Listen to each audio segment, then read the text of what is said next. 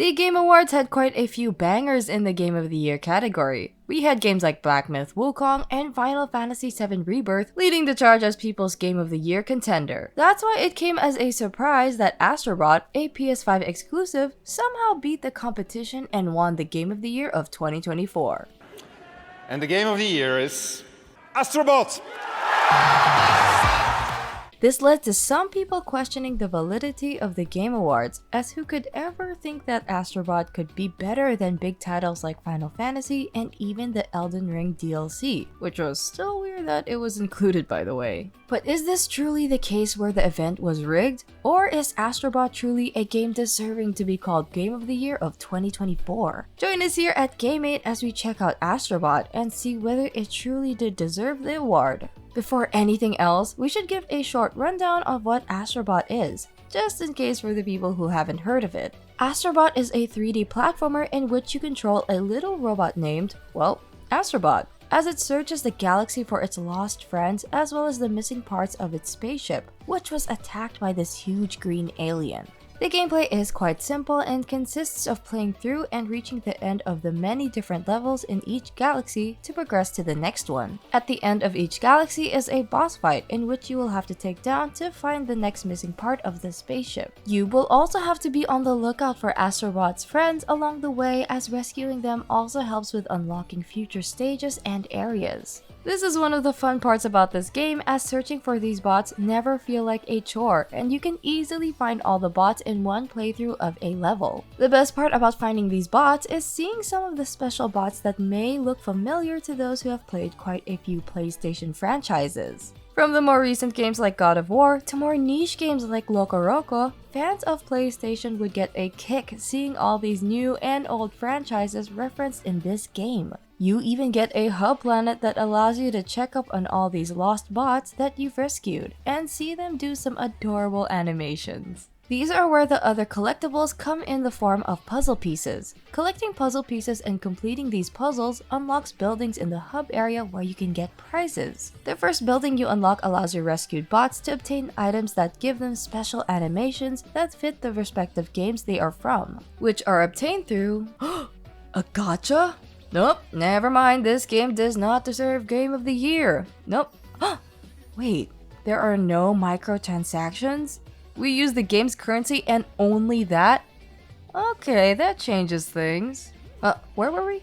Alright, the special items. Some examples of these items are Solid Snake's box, Kratos' axe, and even some newer games like a Helldiver's Hellpod. Seeing all these references done in a cute manner, but also making it faithful to the actual franchises they are from, makes collecting all of these actually worth it. As you collect more puzzle pieces, more buildings show up and give you more ways to customize your bot, as well as the small ship that your bot uses to travel to different worlds. It's just a PS5 controller. That's so cute. The costumes deserve a mention, as dressing up our Astro Bot with some well-known PlayStation franchises is fun and looks very adorable. We definitely had our favorite costume and stuck with it most of the game. Please remastered Bloodborne, please. Aside from collecting puzzle pieces and rescuing bots, there are also some unlockable challenge worlds that are great for players who want to test their mastery of the game. And let us tell you that these stages are no pushovers either, as the challenge levels are really, well,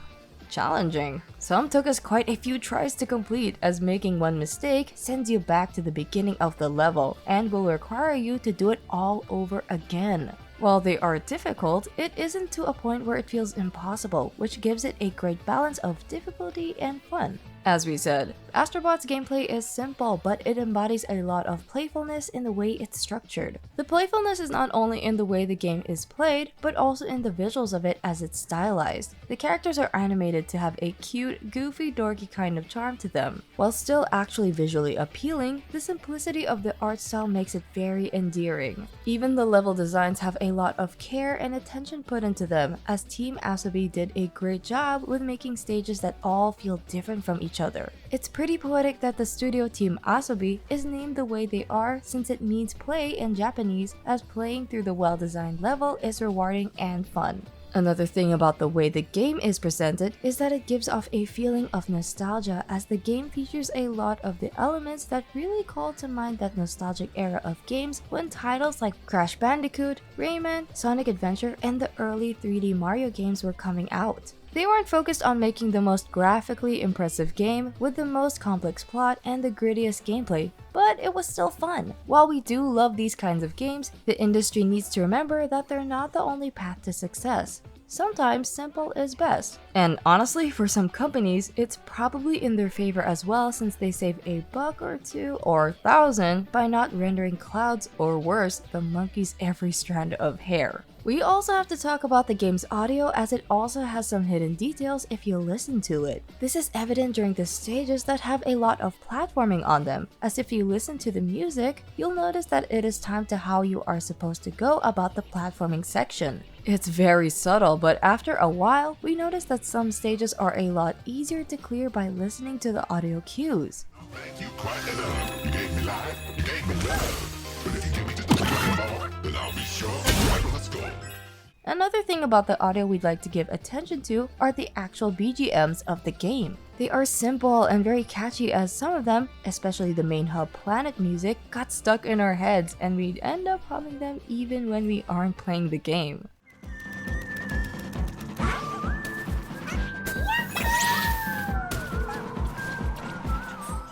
A cute detail with the BGM also happens during the galaxy menu, as when you reach the secret galaxy, the usual soft galaxy BGM suddenly gains lyrics reminding you that you are in a secret area.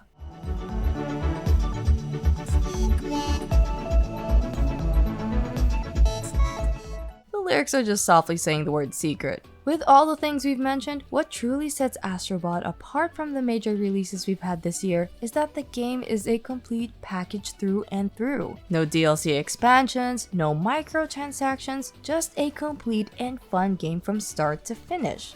Which honestly is very much needed in an industry filled with live service games, as well as games that have multiple microtransactions in them. So yeah, while we here at GameMate have differing opinions about which game is our game of the year, we can still see the many reasons why Astro Bot truly did deserve the Game of the Year win, as the game truly excelled at what it needed to be, a fun and engaging complete video game. From the very polished gameplay to the simple yet beautiful audio and visuals, Astro Bot deserves to be up there with Sony's bests, and we honestly hope for more games like this in the future. We also think that this win for Astro Bot is also a great wake-up call for these big game developers, as it shows them that you don't have to be a big AAA game to make it big. Sometimes just going back to the roots of what made video games fun is enough, and that simplicity is enough to win the hearts of gamers.